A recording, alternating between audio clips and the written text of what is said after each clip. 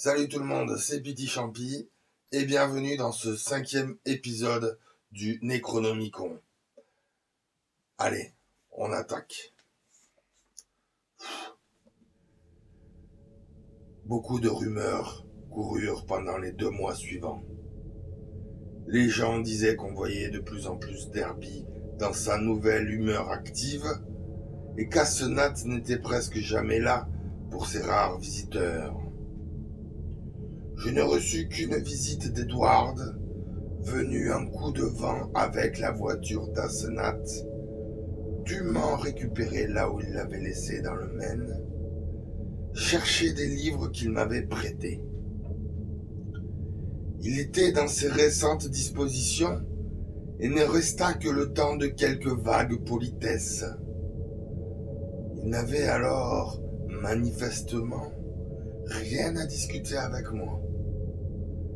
Et je remarquai qu'il ne prit même pas la peine en sonnant d'utiliser le vieux code. 3 coups, puis 2.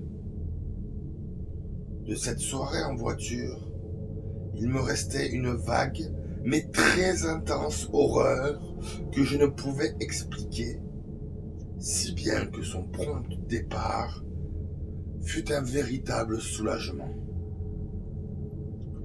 À la mi-septembre, Derby s'absenta une semaine et certains étudiants du groupe avancé firent allusion d'un air entendu à une rencontre avec un célèbre chef de culte récemment expulsé d'Angleterre qui avait établi son quartier général à New York.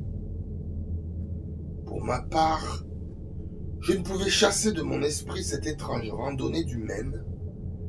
La métamorphose dont j'avais été le témoin m'avait profondément impressionné et je me surprenais sans cesse à y chercher une explication, ainsi qu'à l'horreur extrême qu'elle m'avait inspirée. Mais le plus surprenant, c'était le bruit de sanglots que, paraît-il, on entendait dans la vieille maison Crowninshield. La voix semblait féminine, et certains des plus jeunes croyaient reconnaître celle d'Assenat. Elle se faisait rarement entendre et donnait parfois l'impression d'être étouffée de force. On parla d'une enquête qui fut abandonnée quand Assenat se montra dans les rues et bavarda d'un ton alerte avec quantité de ses relations, s'excusant de ses récentes absences et parlant incidemment de la dépression nerveuse et de l'hystérie d'une invitée de Boston. On n'avait jamais vu l'invité, mais la présence d'Assenat coupa court à tout. Puis, quelqu'un compliqua les choses en murmurant qu'une fois ou deux, les sanglots venaient d'une voix d'homme. Un soir de la mi-octobre, j'entendis la sonnerie familière, 3 coups puis 2, à la porte d'entrée. Ayant répondu moi-même, je trouvai Edward sur le seuil et me rendis compte immédiatement que sa personnalité était l'ancienne. Celle que je n'avais pas rencontrée depuis le jour de son délire, pendant le terrible retour de Chesuncook. Son visage était animé d'émotions contradictoires, parmi lesquelles la crainte et le triomphe semblaient se partager l'empire. Et il jeta un regard furtif par-dessus son épaule quand je refermai la porte derrière moi. Me suivant d'un pas indécis dans le bureau, il me demanda du whisky pour se calmer les nerfs. Je me gardai de le questionner, attendant qu'il fût disposé à aborder ce qu'il voulait dire. Il se décida enfin à s'expliquer d'une voix étouffée. « Asenat est parti, Dan. Nous avons eu hier une longue conversation à l'absence des domestiques et je lui ai fait promettre de ne plus s'attaquer à moi. Naturellement, j'avais certaines défenses occultes dont je ne t'ai jamais parlé. Elle a été obligée de céder, mais elle était folle de rage. Elle a plié bagage direction New York, filé juste à temps pour rattraper le train de Boston à 8h20. Je suppose que les gens vont bavarder, mais je n'y peux rien. Inutile de raconter qu'il y a eu une dispute, dis simplement qu'elle est partie pour un long voyage d'études. Elle va probablement s'installer avec un de ces horribles groupes de fanatiques. J'espère qu'elle ira au diable et que j'obtiendrai le divorce. En tout cas, je lui ai fait promettre de garder ses distances et de me laisser tranquille. C'était atroce, Dan. Elle me volait mon corps, m'en chassait, me gardait prisonnier. Je me soumettais, feignant de me laisser faire, mais il fallait rester sur mes gardes. Je réussissais à m'organiser à condition de faire attention, car elle ne pouvait pas lire entièrement le détail de mes pensées. Tout ce qu'elle déchiffrait de mes projets, c'était une sorte d'humeur rebelle, et elle m'a toujours cru désarmé. Jamais cru capable de triompher d'elle, mais je connais une ou deux formules qui ont agi. Derby regarda par-dessus son épaule et reprit un petit peu de whisky. J'ai congédié ces mauvais domestiques ce matin quand ils sont revenus. Ils ont menacé, posé des questions, mais ils sont partis. Ils sont de son espèce, des gens d'Innsmouth, et ont toujours été avec elle comme cul et chemise. J'espère qu'ils me laisseront tranquille. Je n'ai pas aimé le rire qu'ils ont eu en partant. Il faut que je retrouve autant que possible les vieux serviteurs de papa. Je vais retourner chez moi à présent. Tu dois me croire fou, Dan, mais l'histoire d'Arkham devrait te rappeler des choses qui confirment ce que je t'ai dit. Et ce que je vais te dire. Tu as assisté aussi à l'une de ces métamorphoses dans ta voiture après que je t'ai parlé d'Asenat, ce jour-là, au retour du Maine. Au moment où elle m'a pris, chassé de mon corps. La dernière chose que je me rappelle de ce voyage, c'est que j'essayais de t'expliquer ce qu'est ce démon femelle. Alors elle m'a pris en un clin d'œil et je me suis retrouvé à la maison, dans la bibliothèque, où ces maudits domestiques m'avaient enfermé à clé et dans le corps de cette diablesse qui n'est même pas humaine. Tu sais, c'est sûrement elle que tu as dû ramener. Ce loup dévorant dans mon corps. Tu as dû sentir la différence. Je frissonnais quand il se tut. Certes, j'avais senti la différence. Mais pouvais-je accepter une explication aussi insensée ? Cependant, mon visiteur, égaré, délirait encore davantage. Il fallait que je me délivre, Dan. Il le fallait. Elle m'aurait eu pour de bon à la Toussaint. Ils font un sabbat là-bas, au-delà de Chesuncook, et le sacrifice aurait confirmé la chose. Elle m'aurait eu pour de bon. Elle aurait été moi, et j'aurais été elle. Pour toujours. Trop tard. Mon corps serait devenu le sien pour de bon.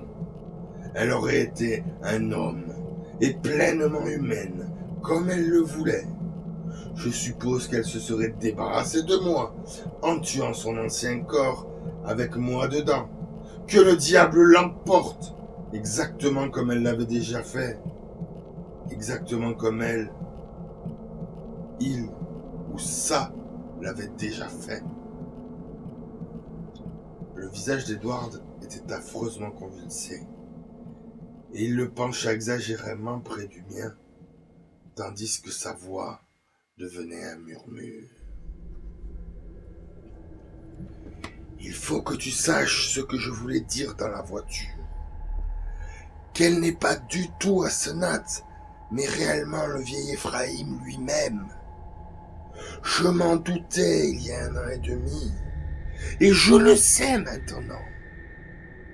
Son écriture le prouve, quand elle ne se surveille pas. Elle griffonne parfois une note d'une écriture semblable à celle des manuscrits de son père, trait pour trait. Et parfois, elle dit des choses que seul pourrait dire un vieil homme comme Ephraim. Il a changé de forme avec elle quand il a senti venir la mort. Il n'avait trouvé qu'elle dont le cerveau lui convint avec une volonté assez faible. Il s'est emparé de son corps pour toujours, comme elle voulait le faire du mien, puis a empoisonné le vieux corps dans lequel il l'avait mise. N'as-tu pas vu 100 fois l'âme du vieil Ephraim flamboyer dans les yeux de cette diablesse et dans les miens quand elle maîtrise mon corps? Le murmure s'était fait haletant. Il s'arrêta pour respirer. Je ne répondis pas. Et quand il reprit la parole, sa voix était plus normale. Voilà, me dis-je, un cas pour l'asile. Mais ce n'est pas moi qui l'y enverrai. Maintenant qu'il est libéré d'Asenat, le temps fera peut-être son œuvre. Je sentais qu'il ne voulait jamais plus se mêler d'occultisme morbide. Je t'en dirai davantage plus tard. À présent, j'ai besoin d'un long repos. Je te parlerai des horreurs interdites qu'elle m'a fait pénétrer, des horreurs séculaires qui suppurent encore aujourd'hui dans les coins perdus, entretenus par quelques prêtres monstrueux. Il y a des gens qui savent sur l'univers des secrets que nul ne devrait connaître et qui sont capables de choses que nul ne devrait pouvoir faire. J'y étais plongé jusqu'au cou, mais c'est fini.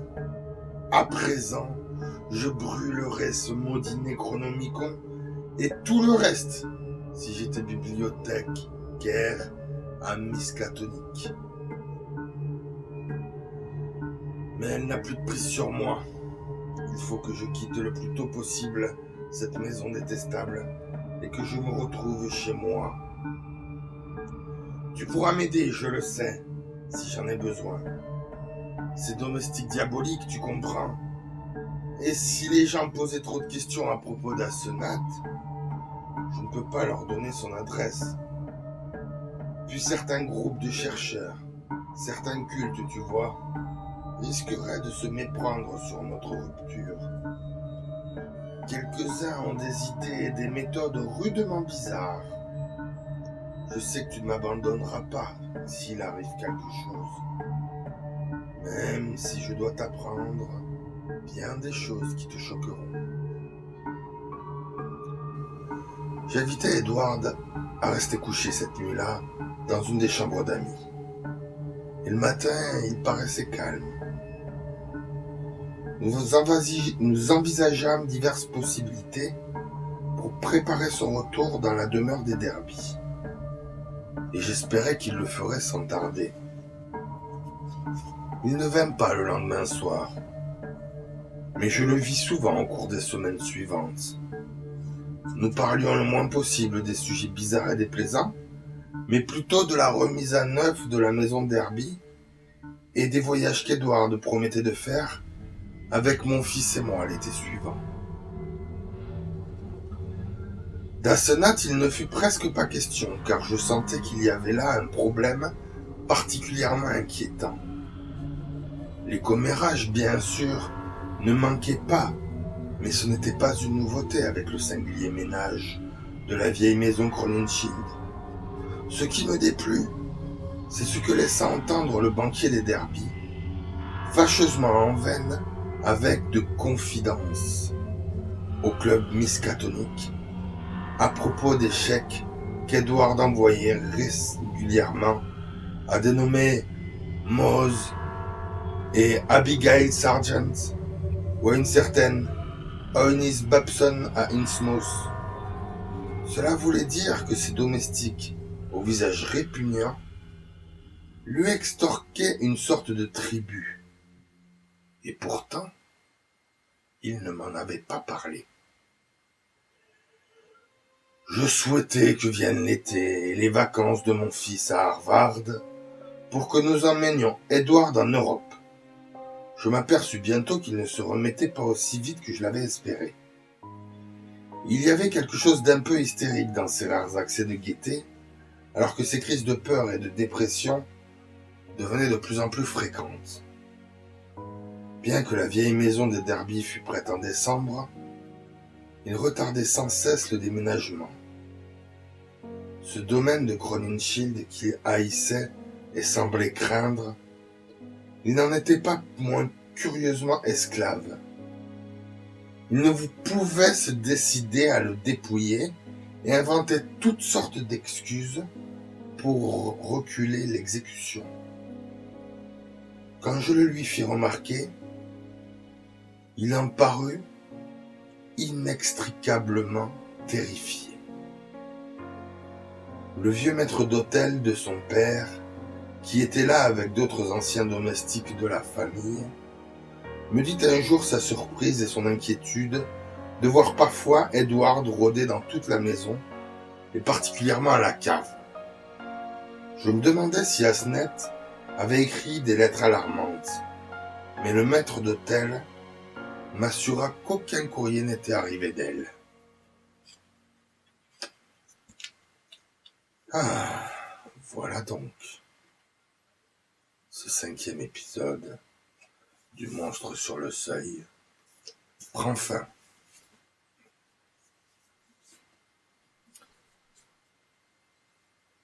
J'espère que vous l'aurez tout autant apprécié que moi.